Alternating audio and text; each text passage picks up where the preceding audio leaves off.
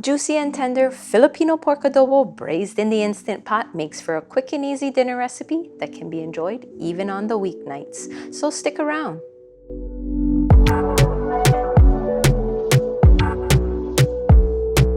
Aloha mai kako, my name is Relle and welcome to my kitchen where I like to share all my favorite island and Hawaiian style recipes. And today we'll be making a classic Filipino dish, pork adobo. Now, yes, Filipino dish, not Hawaiian. However, the Filipinos make up a large population here in Hawaii. Many of them came over to work in the pineapple and sugarcane plantations. So their dishes make a huge part of our culture. And this one is a classic. Now, it's not made traditionally. We'll make it in the Instant Pot today, but it makes it super tender and oh so yummy. First, we're gonna start with some pork. I like to use pork butt, but you can use pork shoulder or any other cut of pork that you want. I like to get it boneless. It just makes it a lot easier to trim it up. So from this, we're gonna cut it into, I like to use like in between stir-fry cuts and stew cuts, about that size. So maybe 1/2 inch. So we'll cut that up. And you can buy it pre-cut too if you want, but it's cheaper when you buy it whole. And if you got a family, you got a budget, then this is a great way. Just chop it up yourself. So you'll wanna set the Instant Pot to saute mode while we're cutting this up. And that'll just heat it up so that you don't have to wait for it to heat up later. Now, I will say, pork adobo, everybody and their grandma has their own recipe for pork adobo. This is how I make it. I'm not saying mine is the only way. So if you make yours different, awesome, let me know how you'd make it. But this is not the only way, you know? There's so many different ways to make recipes. And this is just me sharing some dishes to make. Something to make at home, something for you to sit around the dinner table with your family, talk stories, talk about how your day went, share some yummy food. Back in the days when the Filipinos came to work on the plantations, many of them didn't speak the same language as everybody else. Japanese, Portuguese, Koreans, a lot of different ethnicities.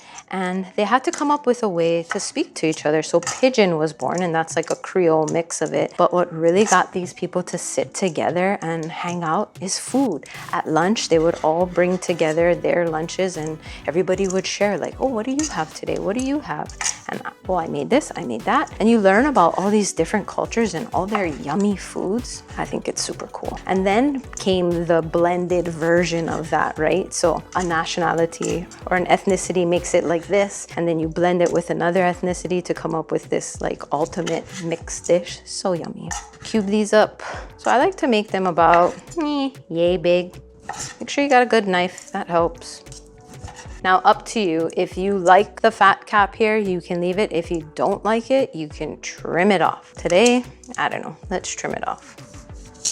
Be a little bit more health conscious. Not that this is a health food show, but you can trim off some of that excess.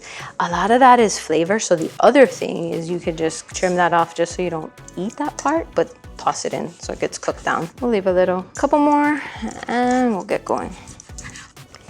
You want to try and keep them the same size so they all cook through. If some are a little bigger, no big deal, but generally. Now that we've got the meat cut up, we'll go ahead and brown it in the Instant Pot. So it has been set to saute. You'll add the cooking oil of your choice, avocado, if you want to use canola, vegetable, up to you. And you're just going to want to put enough to cover the bottom. The pork will stick otherwise. So, and then we'll put the pork in. And depending on how much you have, you might want to do it in batches. And it'll stick, but that's okay, because once the Instant Pot starts cooking, all of that will just come right off. And that's a lot of extra yummy flavor anyway. So I just kind of move it just to get it unstuck initially. And usually after that, once it has a little bit of browning, it doesn't stick after that, usually. So let that brown through a little bit. While the pork is browning, we'll go ahead and cut up the onion. This is a pretty large onion, so we'll just use half. I'll show you a trick to cut up the onion. So cut it in half this way. And then we'll save this for another dish. You'll peel out the outside as always. You don't want this papery layer. Okay, set that aside. So you have the root end and the top. We're gonna trim off the top. And then This one, what we're gonna do is we're gonna make cuts going this way. So from top to root, you're not gonna cut all the way to the root though. And you're just gonna make slices like this. And depending on how big you want the pieces, tuck your fingers in, keeps them safe. Cooking school kind of thing. I didn't go to cooking school, as you can see. Then you'll want to make horizontal cuts this way. So you're going to kind of have to hold it together because it'll start to like fray out because we made those cuts. And you'll just cut it like this. And you'll make a few cuts this way. Again, don't cut all the way through to the root. And then you'll just cut down. And my eyes are going to start to water because that always happens every time I cut onion. But anyway, we'll cut down like this. So hold the onion and cut down. Sometimes that outer layer starts to fray out, and that's okay. And you can just cut through that one. And you can put that on the side. And now you got diced onions and watery eyes. Okay, we'll go ahead and flip these. And really what the browning does is just lock in that moisture. So I'll go ahead and take out this batch and we'll put the other one in. And don't worry, yes, it's on that cutting board, but it's gonna go back in and cook anyway, so. Normally, you wouldn't put the finished cooked product back onto the board that has the raw meat, but like I said, it's not done cooking. It's gonna go back in. And the last batch will go in and we'll brown that up. Again, you'll wanna kind of move it around so it doesn't get stuck. Let the oil kind of spread out like that. And then you'll just brown it up. And you see all that brown on the bottom, that's loaded with flavor. So don't worry about it, it'll cook off with the Instant Pot. I love my Instant Pot. It's the perfect countertop appliance. It makes cooking things that normally would take so long, like this. Adobo usually takes a couple of hours to simmer and cook down so it's super tender, but the Instant Pot does it in less than half the time. It's so awesome. So what, might not have been a weeknight meal, you can totally make on the weeknight to enjoy with the Instant Pot. If you don't have an Instant Pot, you can totally use this recipe and make it on the stove. If you want, you could also do it in a crock pot. Set it before you go to work and come home and it's done. I used to use a crock pot a lot before I had the Instant Pot. I still do. Some things are really yummy in there. Okay, now that this is browned up, we'll go ahead and add the rest of the pork back in. And we'll also add in the onions that we chopped up earlier. If you don't like onions, you can leave it out. And then we'll also need some garlic. I like to use my garlic press for that. Just a couple of cloves is good. So adobo, it's a Filipino dish, right? Adobo talks about how you braise, and braise means like cooking it in that liquid. And usually you would braise it over the stovetop, but today we're gonna braise it in the Instant Pot. So just put the garlic in like that. Put the top down, squeeze. Sometimes it needs some elbow grease, especially if they're big pieces like that, and get it to come through.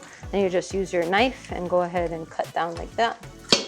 If you want to check out this garlic press, I'll link it down in the description box below. If you're a Filipino food fan, give this video a like. And don't forget to subscribe. You can hit that red subscription button down below. And don't forget to hit the notification bell so you can be updated every time I post new videos. We'll let that cook down just a little bit so that the onions and garlic are fragrant. And then I'll show you the rest of the mix. Now for the braising liquid, super simple, just a couple of ingredients. Once the onions and the garlic have become fragrant and kind of a little bit translucent, we can start that. You'll want to add some shoyu. Shoyu is Japanese style soy sauce, and you can find this in the Asian aisle at most grocery stores. If you live in the mainland, maybe your local Asian market, and if not, you can always buy it online. Vinegar. I like to use white vinegar, but you can use apple cider. Apple cider is a little bit stronger, and I like to use a little bit more shoyu than vinegar. Some people like it more vinegary, if that's a word, vinegary, but for me, I like a little bit less of it. And then of course, you'll need some black peppercorn like this, and you'll just sprinkle that in. And you can't make adobo without some bay leaf, so we'll add that. We just want to stir it up a little. Once that's stirred up, we'll put on the lid like this. We'll set the lid from venting to sealing, so that closes it up so the pressure can rise by the heat that's cooking off inside. Then you'll cancel saute by hitting keep warm, cancel. That'll turn it off. Then you'll want to set it to manual, high pressure, and it'll cook for 15 minutes. And then you'll natural pressure release for 10. However, if your pork is bigger, like stew-sized cuts of meat, it may take, and it'll beep to tell you that it's ready. But if your cuts of meat are a little bit bigger, it may take a little bit longer to get it to that super like shreddable consistency. But the way I cut it up, about 15 minutes with 10 minutes natural pressure release seems to work really good for this. So we'll just let that cook through and we'll check back in a bit. And once the time is up for it to natural pressure release, you'll want to move this little knob from sealing to venting. If there is a little bit of steam, that's kind of how it goes. To let the rest of that out, you'll open up the lid. Be careful of the steam. And this is how it looks. Now, if you don't like it soupy like this, you can set it to saute mode and let it run for like 5-10 minutes to kind of thicken up that sauce and really bring it together. But if you like it more like this consistency, we're done already. And then you'll go ahead and stir that up. Make sure everything is mixed in. If you love Instant Pot recipes and you want another one, then you can check out this video here. But let's do a little bit of a taste test. Instant Pot pork adobo, classic Filipino dish, made ever so popular here in Hawaii. And until next time, ahui ho. It's a little bit hot.